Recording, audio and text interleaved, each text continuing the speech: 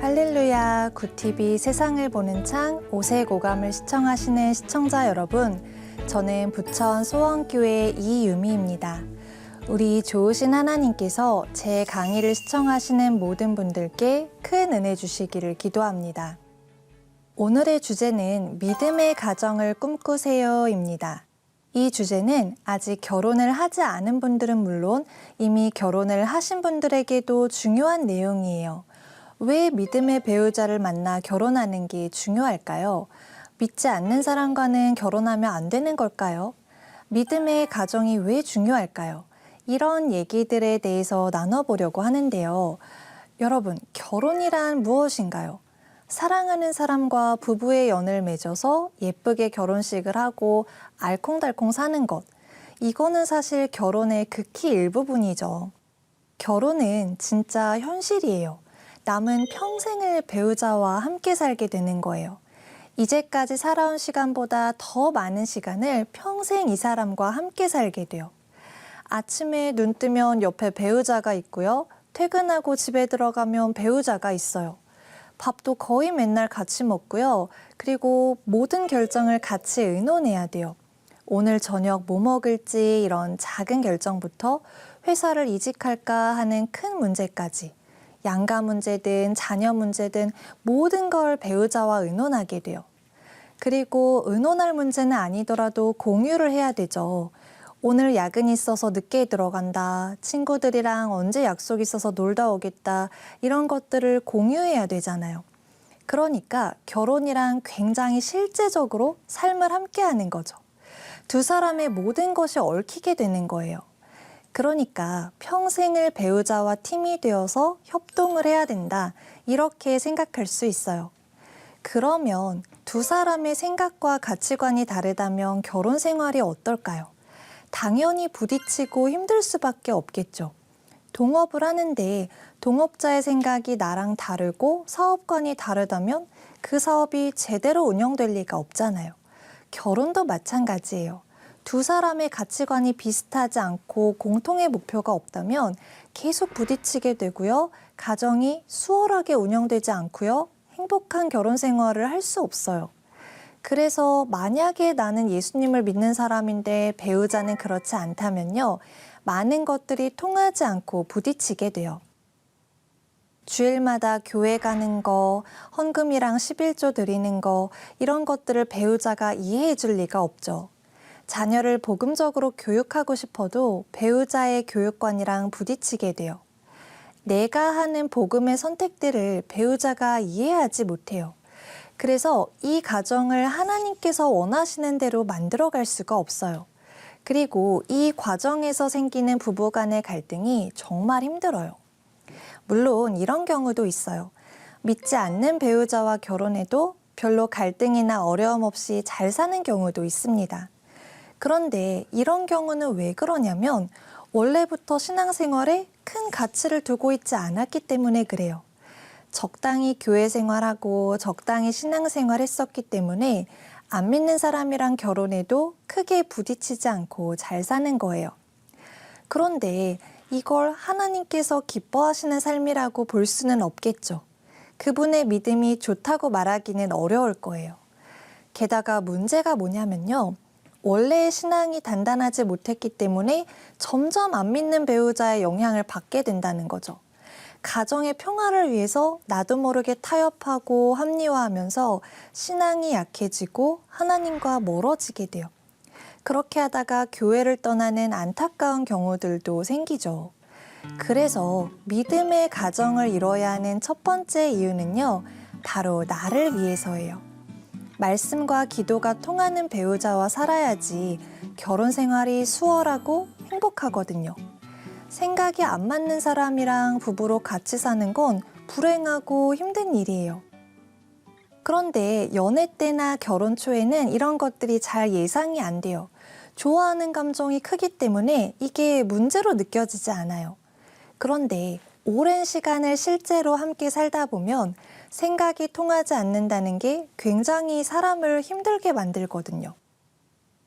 반면에 믿음이 통하는 배우자와 결혼 생활을 하면요. 내 신앙을 지킬 수 있을 뿐더러 두 사람의 믿음이 같이 깊어져요. 한 젊은 집사님 부부가요. 매주 교회에서 예배드리고 두 분이 같이 집에 돌아가면서 그날 들었던 설교 말씀을 가지고 나눔을 하신대요. 그렇게 부부가 말씀으로 대화를 하니까 말씀을 더 견고하게 붙잡게 되고 여러 기도 제목들이 생기는 거예요.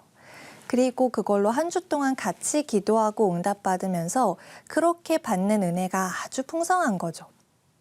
이렇게 부부의 믿음이 통하고 함께 신앙이 깊어진다는 게 얼마나 축복된 일인지 모릅니다.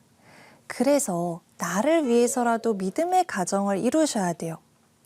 근데 그러면 오해를 하기도 하시는데요. 나를 위해서 믿는 사람과 결혼을 하라니 좀 이기적인 거 아닐까요? 이타적으로 믿지 않는 사람과도 결혼해서 전도해야 되지 않을까요? 이렇게 물어보기도 하세요. 하지만 꼭 안 믿는 사람과 결혼하는 것만이 전도의 방법은 아니에요. 결혼이라는 방법이 아니더라도 전도는 평소에 얼마든지 할 수 있는 거잖아요. 그리고 오히려 믿는 사람과 결혼하면 더 많은 사람을 전도하고 살릴 수 있어요. 부부가 같이 합심해서 다른 사람들을 위해서 기도하고 도울 수 있고요. 부부가 한 마음으로 교회와 선교지를 위해서 헌신할 수 있잖아요. 제가 아는 크리스천 부부들을 보면 멋진 일들을 참 많이 하시거든요. 작은 교회, 개척교회에서 충성되게 헌신하는 부부도 계시고요. 교회의 어려운 성도나 믿음이 약한 성도들을 함께 돌보는 부부도 계시고요. 선교헌금을 모아서 미자립교회와 선교지에 주기적으로 헌금을 보내는 부부도 계세요. 부모가 없는 아이들을 입양해서 사랑으로 키우고 믿음의 사람으로 길러내는 부부도 계세요. 너무 멋지죠? 이분들의 헌신을 통해서 많은 영혼이 살아나고 하나님 나라가 확장됩니다. 따라서 믿는 사람과만 결혼하는 것은 전도를 안 하는 것이다. 안 믿는 사람들을 무시하는 이기적인 것이다. 이 말은 틀린 말이라고 생각해요. 그래서 믿음의 배우자와 결혼해야 하는 두 번째 이유는 하나님 나라를 위해서입니다. 믿음의 가정이어야 하나님 나라의 일을 할 수 있기 때문이에요. 결론적으로 믿음의 가정을 이루셔야 하는 이유는 첫 번째, 나를 위해서, 그리고 두 번째, 하나님 나라를 위해서, 즉 나와 하나님 나라 모두를 위해서예요. 물론 안 믿는 배우자와 결혼해서 전도하는 것도 아주 훌륭한 일이에요. 하지만 이게 생각보다 힘든 일이거든요. 간혹 전도는 하나님께서 기뻐하시는 일이니까 쉽게 될 거라고 생각하시는데요. 전혀 그렇지 않습니다. 제가 예전에 어떤 교회 청년부에 강의를 갔는데요. 전도해 보신 분 계시냐고 여쭤봤더니 한 분도 손을 안 드시더라고요. 대부분 실제로 전도를 해본 적이 없고 막연히 생각하시기 때문에 그렇게 어렵지 않을 거라고 생각하는 것 같아요. 하나님께서 역사해 주시면 바울처럼 그리고 많은 간증자들처럼 한 번에 회심하고 잘 믿지 않을까? 이렇게 생각하게 되죠. 그런데 사실 전도라는 게 쉽지만은 않아요. 저는 어릴 때부터 지금 사모가 되기까지 한 영혼 한 영혼 전도를 위해서 애써 왔어요. 그러면서 전도라는 게 내 힘으로 되는 게 아니라 하나님께서 하시는 거라는 걸 많이 느껴요. 한 영혼이 예수님을 영접하는 건 기적 같은 일이고요. 그리고 그 영혼이 교회에 잘 정착하고 정말 하나님을 인격적으로 만나고 믿음이 올바르게 자라는 과정은 다 기적 같은 일이에요. 그 과정은 몇 년이 걸릴 수도 있고 몇십 년이 걸릴 수도 있어요. 그 모든 과정을 옆에서 계속 기도해주고 챙겨주고 도와줘야 돼요. 아직 믿음이 약하기 때문에 계속 흔들리고 왔다 갔다 하고 때로는 내 가슴에 비수도 꽂거든요. 그래도 끝없이 인내하고 도와줘야 해요. 그렇게 해서 결국 잘 믿게 되는 감사한 경우도 꽤 있지만요. 때로는 아주 안타까운 경우들도 보게 돼요. 그런데 연애할 때에는 자꾸 희망적으로 생각을 합니다. 심리학에 비현실적 낙관주의라는 것이 있어요. 이게 뭐냐면 내 미래를 낙관적으로만 보는 거예요. 나의 미래에 대해서 객관적으로 보지 못하고 희망적으로 생각하게 되고 안 좋은 일은 일어나지 않을 거라고 믿는 거죠. 이 사람이 날 많이 사랑하니까 언젠가 날 따라서 교회에 같이 잘 다닐 거야. 다들 힘들다고 하지만 나는 아닐 거야. 기도 열심히 하며 하나님께서 역사해 주실 거야. 이렇게 희망적인 생각만 하게 돼요. 하지만 구원의 때와 시기와 과정은 내가 정해서 할 수 있는 것이 아니에요. 하나님의 주권 하에서 은혜로 주시는 게 구원이죠.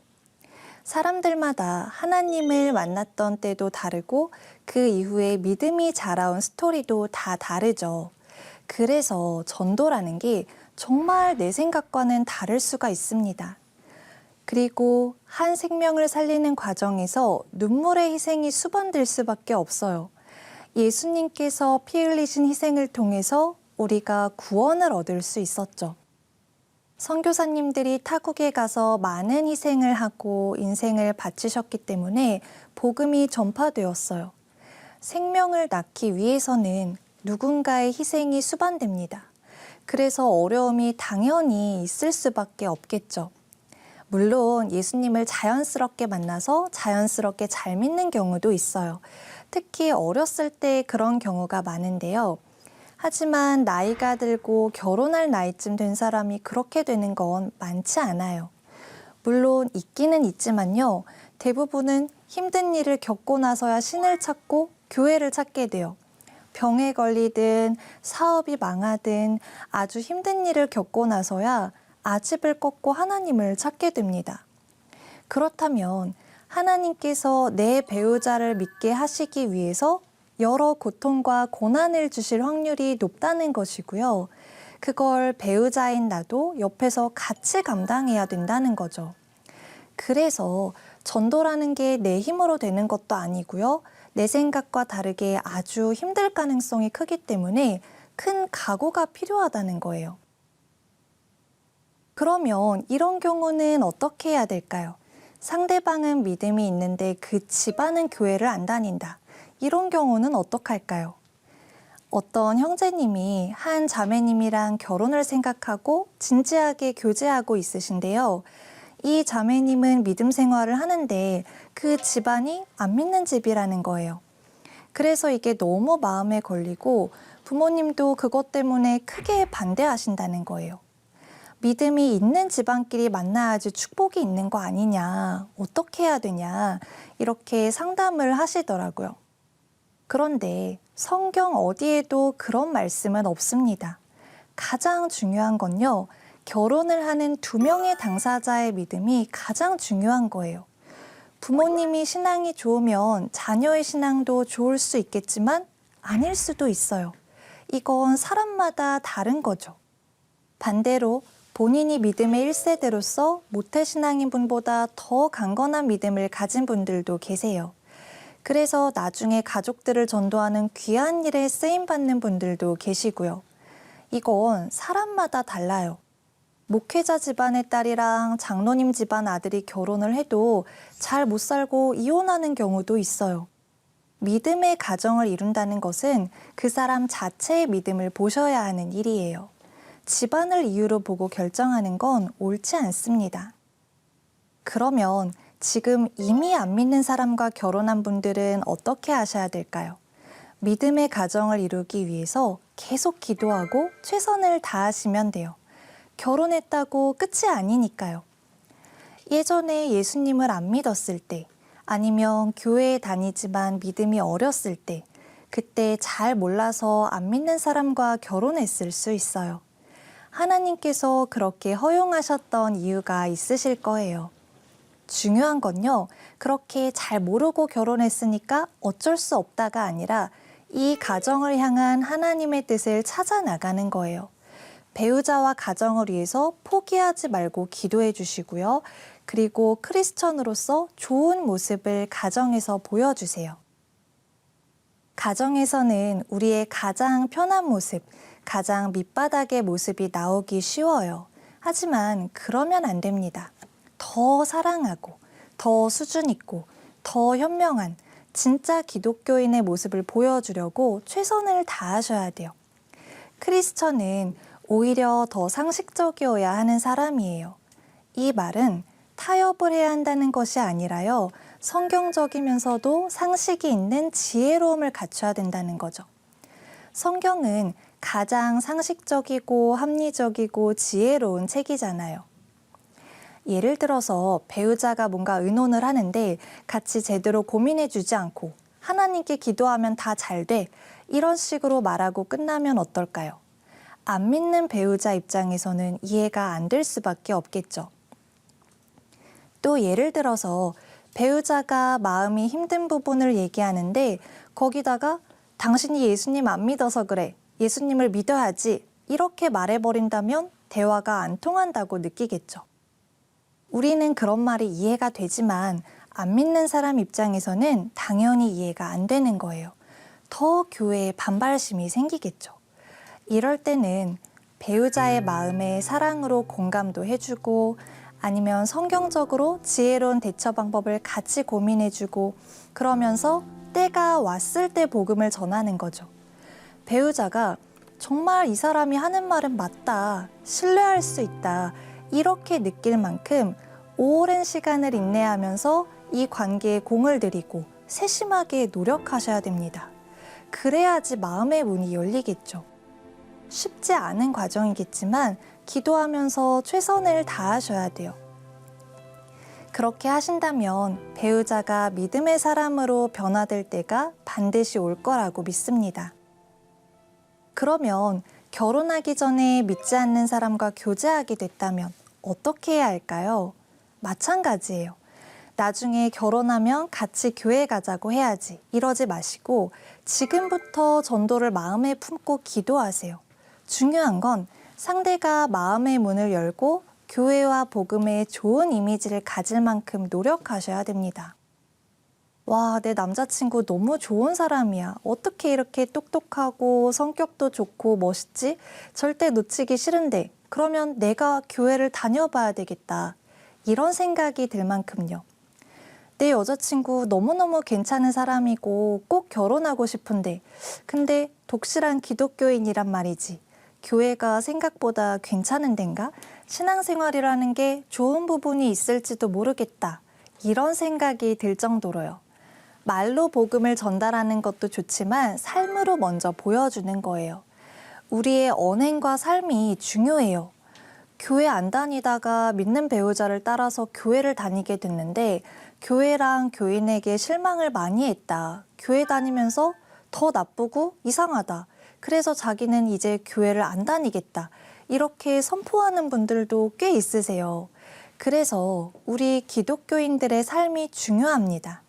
말보다 큰 영향력을 가진 것이 바로 삶이에요.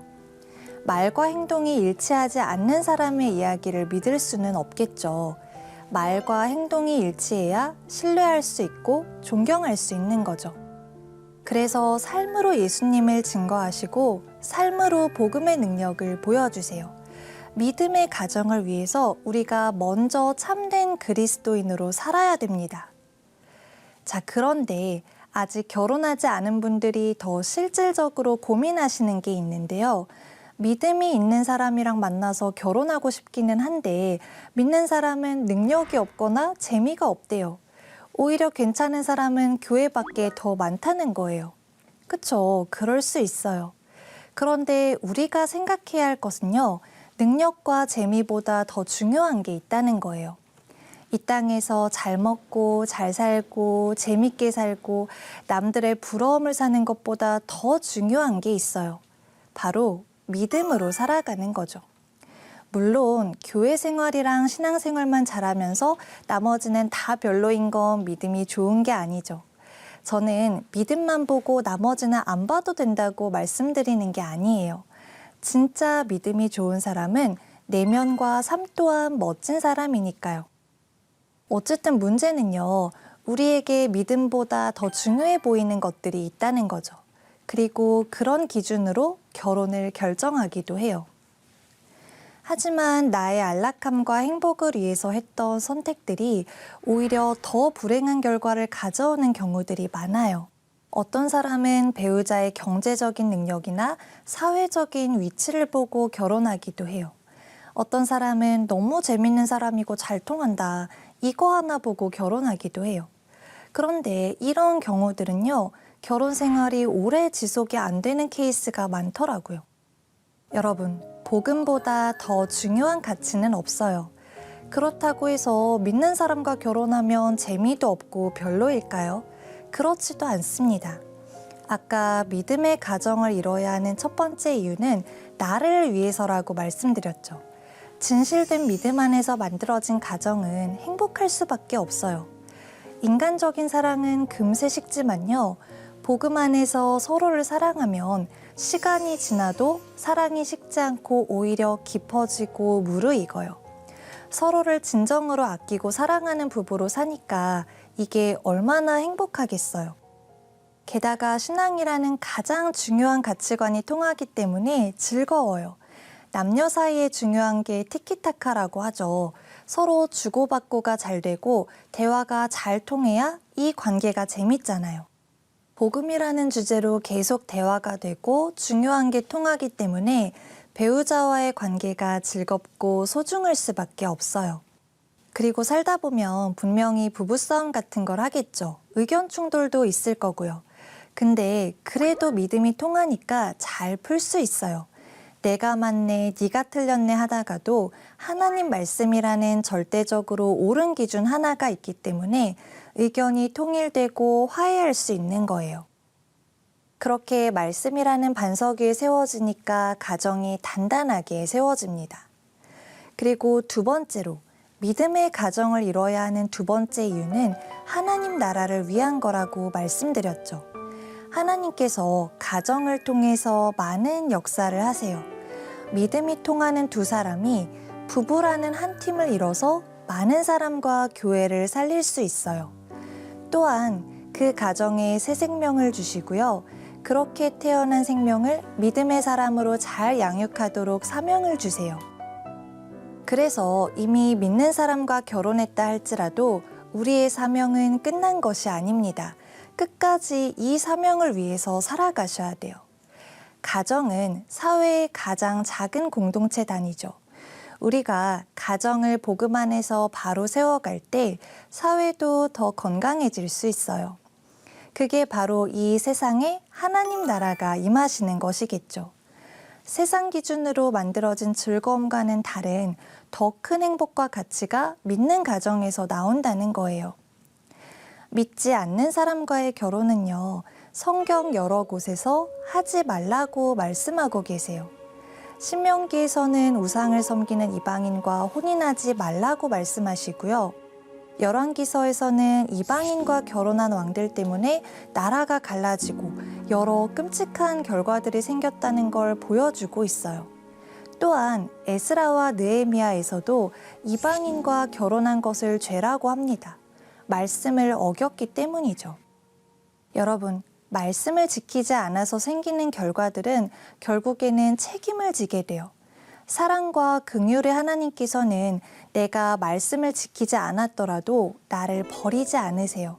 하지만 그래서 생긴 일들로 인한 책임은요, 내 인생 전체를 두고 감당해야 하는 것이죠. 반대로 하나님 뜻대로 순종해서 얻는 기쁨은요, 내 생각대로 선택해서 얻는 기쁨과는 비교가 안 됩니다. 믿음의 가정에서 얻는 진실되고 안정된 행복, 그리고 믿음의 가정이기에 받을 수 있는 응답들, 하나님의 일에 헌신하는 데서 나오는 의미와 가치는요, 정말 큽니다. 그래서 믿음의 가정을 꿈꾸시기 바래요. 아직 결혼하지 않으신 분들도, 그리고 결혼을 하신 분들도 계속해서 믿음의 가정을 이뤄나가시면 좋겠어요. 지금 배우자가 믿는 사람이든 믿지 않는 사람이든 끝까지 믿음의 가정을 세우기 위해서 힘써야 하겠습니다. 그래서 크리스천 후대들에게 참된 믿음의 가정이 어떤 것인지 본을 보여주시면 좋겠고요. 또 가정을 통해서 많은 영혼을 살리는 축복이 있으시기를 기도합니다. 하나님의 말씀으로 세상을 이해하고 바라보는 마음의 창이 여러분 안에 열리기를 소망하며 이 시간 마치겠습니다. 감사합니다.